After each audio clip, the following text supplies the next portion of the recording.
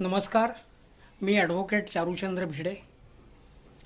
Bhide कन्सल्टंट्सच्या YouTube चॅनलवरती मी तुमचं स्वागत करतो. मला कल्पना आहे की खूप दिवसांनी मी या चॅनलवर आलेलो आहे,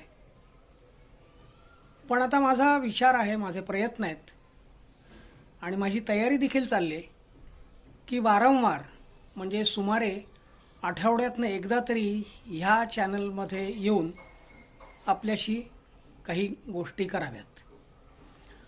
आता दर आठवड्यात यायचं आणि बोलायचं तर त्याला तसे विषय पण लागतात.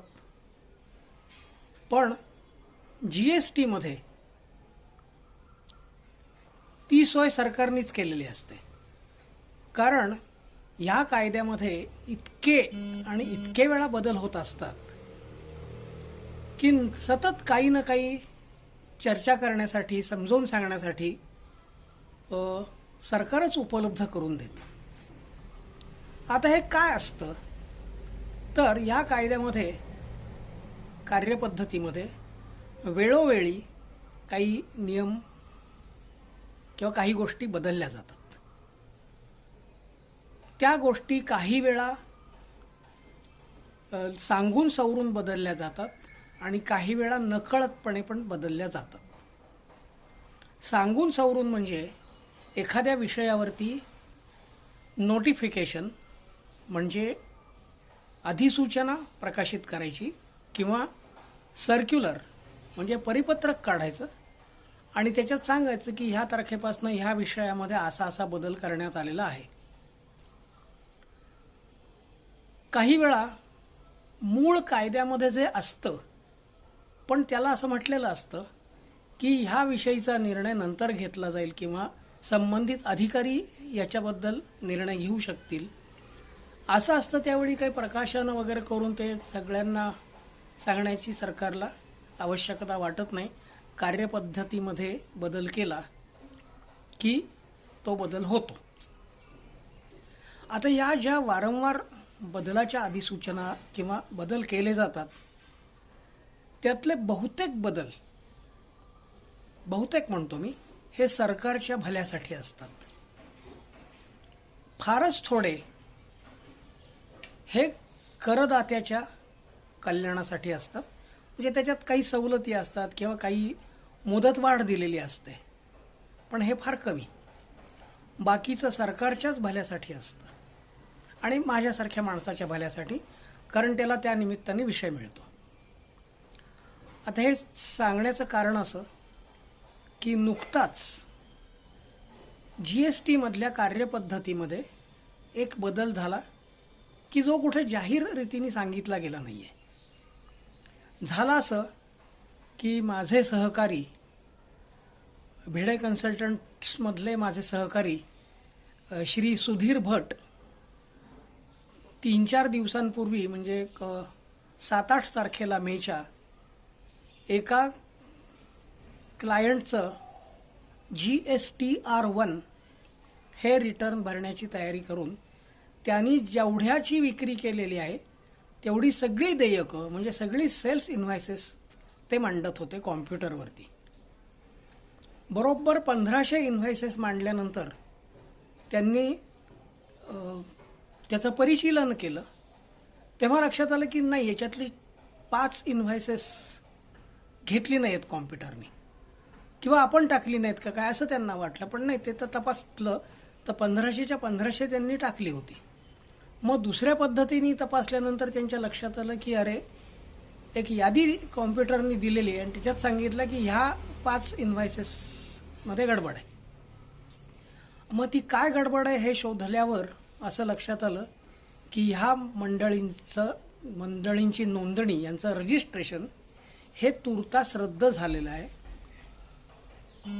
आता या ठिकाणी थोडंसं थांबून मी असं म्हणेन की थोडंसं मागे जावं लागेल, कारण ह्याच्यासाठी कार्यपद्धती काय असते ती समजावून सांगणं मला योग्य वाटतं. कारण हा जो कोण ऐकणार आहेत, पाहणार आहेत, त्यातल्या प्रत्येक माणसाला GSTची काही खडानखडा माहिती असत नाही. जे GSTत काम करतात त्यांनासुद्धा सगळं माहीत असतंच असं नाही. म्हणून थोडक्यात कार्यपद्धती सांगतो आणि मग आपण पुढे जाऊया. GSTमध्ये काम करणाऱ्या प्रत्येक माणसाला आपल्या व्यवसायाची नोंदणी करून घेणं आवश्यक असतं आणि नोंदणी करणाऱ्या प्रत्येक माणसाला हे रिटर्न भरावं लागतं.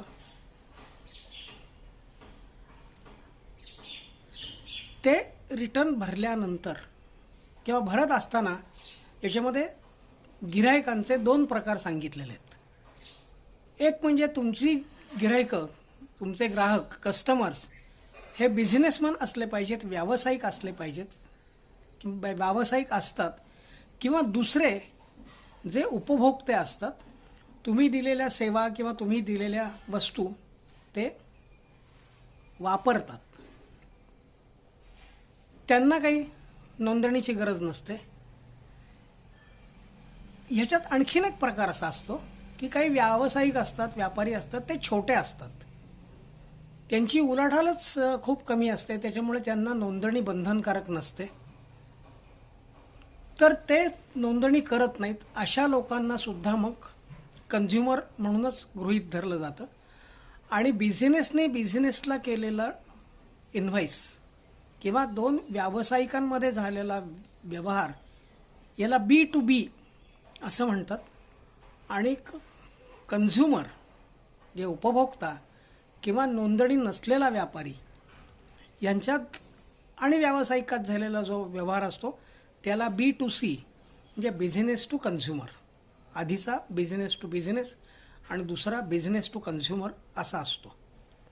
आणि हे रिटर्न मगाशी ज्याचा उल्लेख केला विवरणपत्राचा GSTR1, त्याच्यामध्ये असे 2 प्रकार दाखवलेत की तुमचा B2Bचा सेल असेल तर इथे टाका, B2Cचा सेल असेल तर खाली टाका.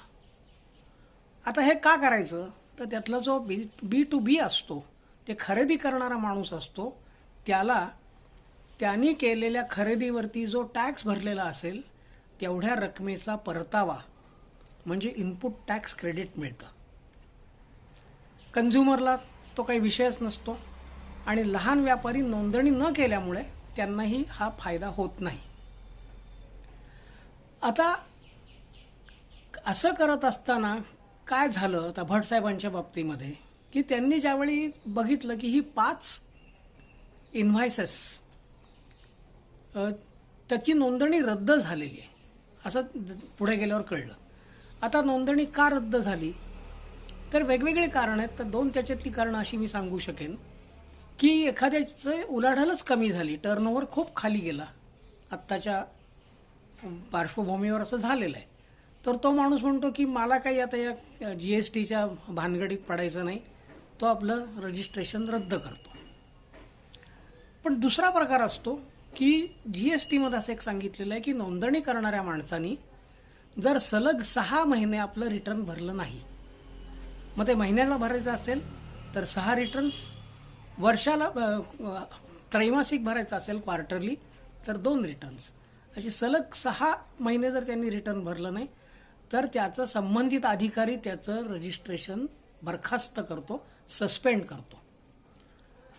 ते काळ एकदा गेल्यानंतर ह्याला कुठलेच व्यवहार करता येत नाहीत. त्याच्यामुळे धावपळ करून म्हणा किंवा कट्टापिटा करून त्याला पुनरुज्जीवित करायला लागतं, रिव्होक करायला लागतं. ह्याच्यामध्ये जो काय वेळ जातो, नेमक्या त्या वेळामध्ये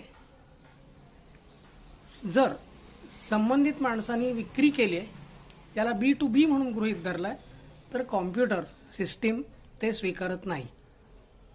मग अशा वेळी त्याला काय करायला लागतं, म्हणजे आता भटसाहेबांना काय करायला लागलं तर त्या माणसाचं रेकॉर्ड किंवा ती जी काय 5 इन्व्हॉइसेस आहेत त्यांना B2B मधनं उचलून B2C मध्ये टाकावं लागणार. समोरच्या माणसाला त्याचं क्रेडिट मिळणार नाही, तशी सिस्टीमही ते अलाउ करत नाही आहे. मग ह्याच्यानंतरचा दुसरा टप्पा असा असतो की तो रद्द झालेला, सस्पेंड झालेला जो नोंदणी असलेला व्यापारी असतो तो आपला पुनरुज्जीवित करून घेतो. ते करून घेतल्यानंतर त्यांनी संबंधित सप्लायरला सांगायला पाहिजे की बाबा रे, मधल्या काळात माझं सस्पेंड झालं होतं पण आता ते रिव्होक झालेलं आहे. ते कळल्यानंतर ह्या माणसाला जो पहिल्यांदा B2B मध्ये व्यवहार दाखवले होते, नंतर ते B2C मध्ये फिरवून घेतले होते ते परत उचलून B2B मध्ये टाकावे लागतात. हे सगळं करताना जर उशीर झाला, म्हणजे ज्यांनी नोंदणी केली आहे, पुनरुज्जीवित केलं आहे, ते पुनरुज्जीवित करायला उशीर झाला किंवा संबंधित सप्लायरला ते सांगण्यासाठी उशीर झाला आणि विशिष्ट मुदत उलटून गेली, तर त्या माणसाला त्याचं क्रेडिट, त्याचा परतावा मिळत नाही. तूर्तास एवढंच सांगतो. नवनवीन काही माहिती येईल, काही वेगवेगळ्या विषयांवर चर्चा होईल, त्यावेळी आपण भेटूच. तोपर्यंत नमस्कार, धन्यवाद.